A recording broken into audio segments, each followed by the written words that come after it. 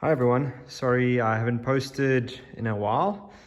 I've been quite busy on my other channel doing the anvil repairs, just because I haven't had a project to come and swap, and also because there's not much to do with importing the engines. I mean, they come in crates and then they go straight from the port to the customers. So I don't actually use this warehouse or this workshop anymore for Cummins. I land them at a completely different part of the country.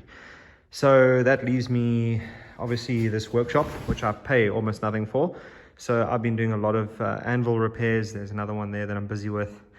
But I thought that I would start posting back on the Cummins channel, because I have now got this 62 Suburban.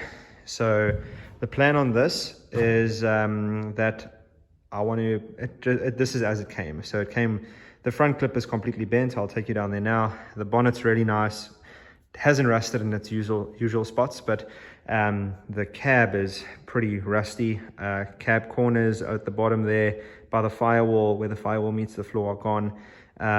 The bottom of the quarter panels or whatever, the bottom sections of those are not too bad. What is really bad on this car is the roof, where the roof meets the gutter, and then where all three pieces join inside. I'll show you guys that. That's pretty rotten. So I have my work cut out for me there. But anyway, so the plan on this is that I am going to be getting a parts pickup in, that I'll be basically using the whole front clip of. The pickup is white. This is obviously that slightly blue color. So I'm going to have to match the patina on the front end, but the front end on the pickup is pretty much close to perfect. So where this one, you'll see it's completely, it's like it's gone. And then also I don't have a grill for it, so the pickup has a grill. I'll post a picture of the parts pickup that I'm going to be getting in. So basically that whole front clip is going to go on. I'll use that bonnet because there's nothing wrong with that bonnet. I want to do a patina project on this. That was the whole idea of me getting this. I mean, I just saw pictures. It came from the other side of the country, like 16 hours away. And I only saw pictures, and the guy couldn't get in because it was blocked in by other cars, and he couldn't get in. So I saw some pictures and I thought I'll just take a gamble. It was at the right price, so I bought it. And obviously it's way worse in person than it was in the pictures. So the windscreen's also gone, so I'm gonna have to import one of those. Obviously, me being in South Africa, I have to import basically everything for this. Otherwise I would just, where everything's bent up, I would just buy new patch panels and, just weld them in. But over here, it's obviously cheaper to just buy a whole nother parts pickup, then import some patch panels, which is quite sad. So I'm gonna have to cut a perfectly good pickup up in order to complete this. Plan on this is that I want to use a square body K20 chassis. It has the 14 bolt rear, Dana 44 in the front. It's already been done. The chassis has been sandblasted, primed. The diffs have both been built. All the leaf springs have been done. So I can get that at a good price as well. I haven't bought that yet, but that is the plan here. And then I'm going to be putting this whole body onto the 4x4 chassis.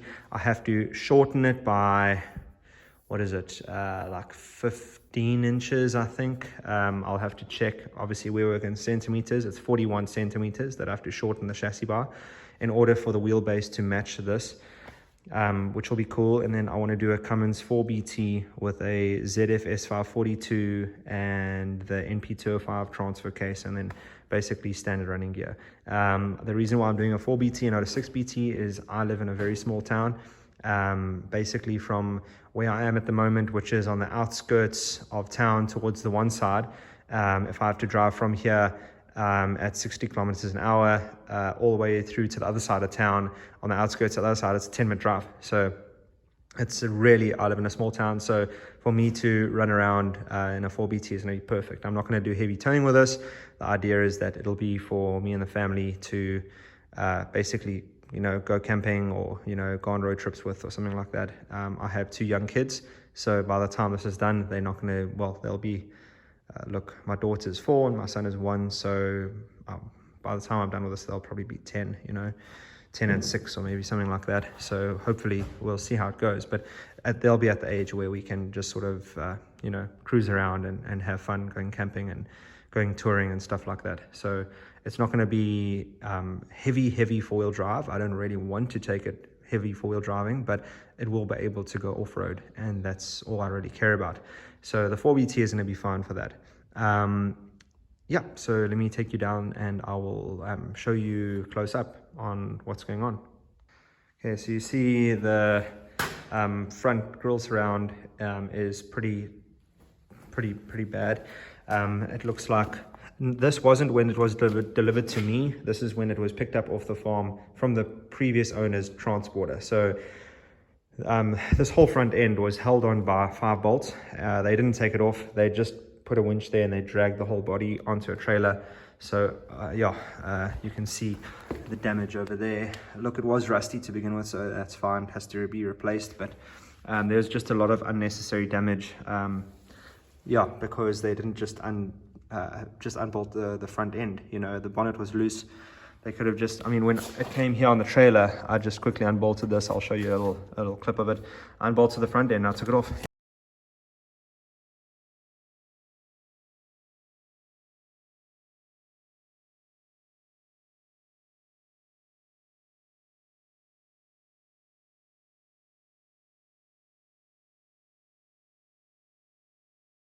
You know, just so that we could get pallet jacks in the back and in the front to get the thing off. So parts pickup, and you can see both front fenders at the bottom are gone. So yeah, I think it's going to be a lot less work for me to match patina with an airbrush or something like that than to fix and straighten all of these panels, you know. Normal story here.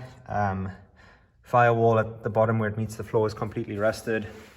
There's some damage there. I don't know what I'm going to do on the firewall yet. I think I'm going to just, you know, fix the firewall. I don't think I'm going to go as far as replacing it with the other firewall, but we'll have to see as I go. I don't quite know the plan of attack yet. This is the worst of it. It's basically the firewall is completely separated from the floor here, and up where the screen meets the roof, you can see it. If I push here, it sort of moves around. So I'm going to have to somehow try and figure out how to get this all back in place so that the windscreen fits. That's my biggest worry, you know, is that I do all of the work, I get all the rust repaired, and then it doesn't fit. You can see the front gutter is completely toast. So I'm going to have to fix that. The roof is actually not that bad. There's no holes and stuff in the roof. It's just got a few dents here and there, so that's fine.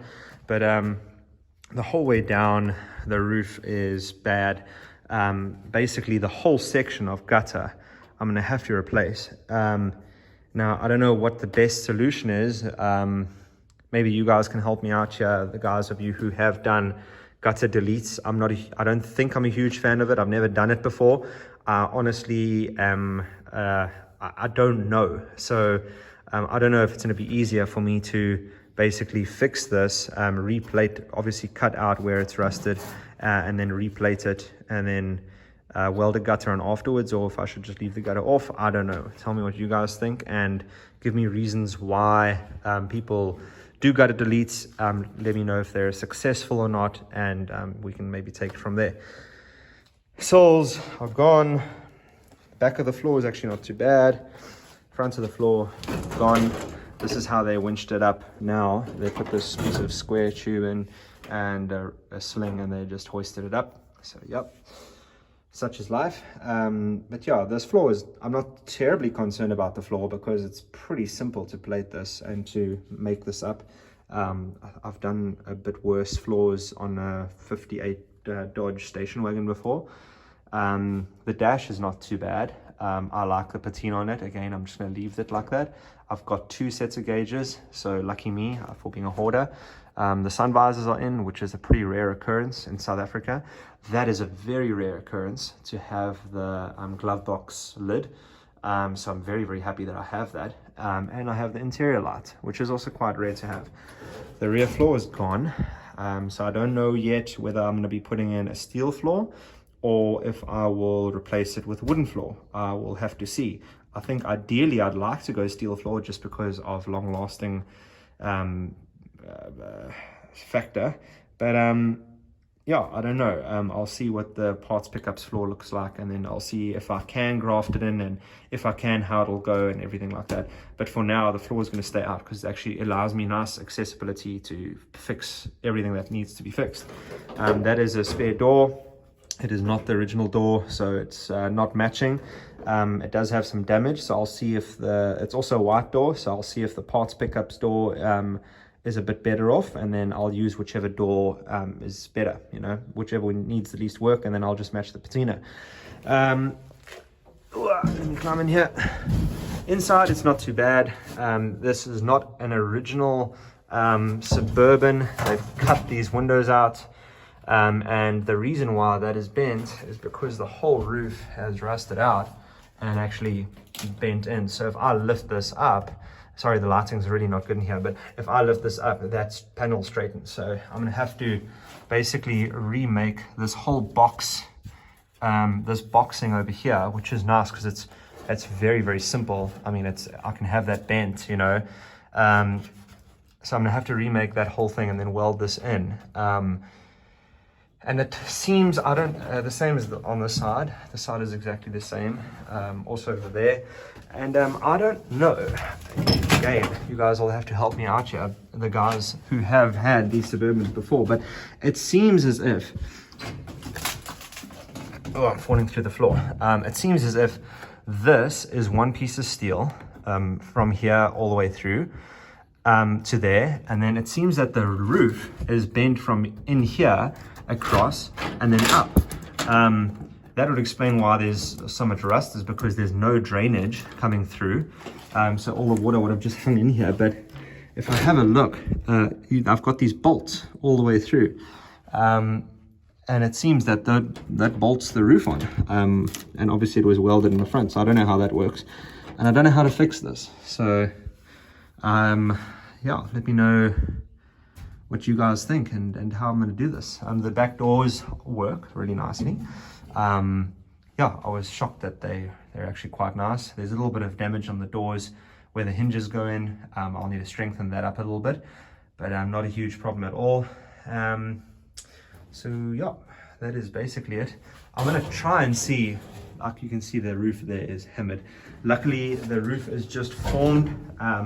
There's no compound bends, it's completely straight. I'm just climbing out here. So all the way down here where I have to replace it's just bent in this direction, not in this direction. So I can form that fairly easily and make the panels that I need, which I'm really happy about. Yeah, obviously there's this weirdness. This is pretty common in South Africa to see really strange things like that. For some reason, people did this. So yeah, but that is the plan on this. Have a look at the rust over here. It's really bad. So yeah, I'll be taking you guys along for the journey. Yeah, I think it'll be a really nice project once it's done, but I am a really busy guy. So I will only be working on this when I have time to work on it, which is not very often, especially considering I have that anvil and then all those anvils to restore. So that's also in my spare time that I need to do that. But anyways, I guess it'll be a fun project once it's done. A little bit of bend, like this is a little bit bent, but it's not rusted through, so I'll just bend that back. I think that'll be pretty easy to fix. And the hood is really, really good actually. It's not rusted in the usual places. Underneath here there's no rust. There's a tiny bit right here, but I think I'm actually going to just leave that. Yeah, that's literally just a little split like that. In the corners down here there's nothing, it's clean, which it normally rusts there. There's a little bit over here of a ding. I don't know how I'm going to get there because inside the structural piece is in there, so I don't have no access to panel beat this, which is obviously why it was just left. So I might have to cut it out, straighten it up, weld it back in or something like that. I don't know. I'm watching a lot of YouTube videos on how to fix these bodies in particular, tips and tricks to basically see how I can get this done, because this will definitely be the biggest project I've ever taken on. But yeah, you know how it is. Once the bug bites, it's bit. So that's basically where I'm at now. And now I just need to figure out how I'm gonna make this work.